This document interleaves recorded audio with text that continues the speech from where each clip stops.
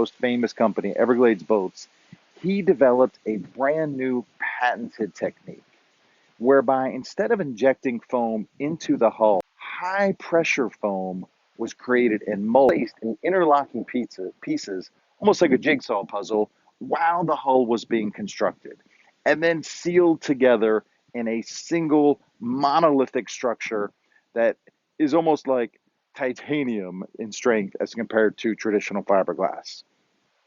And if you think about it, when you inject, it has to be a very low pressure foam. Otherwise, it would literally burst apart the hull of the boat.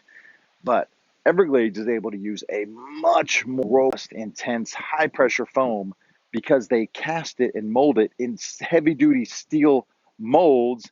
And only when it's dry do they use those pieces into the hull of their boats.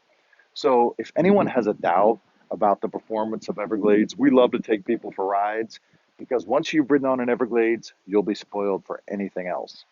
They ride softer, they ride stronger, there's no flexing, they're solid. An Everglades literally rides like nothing on the water.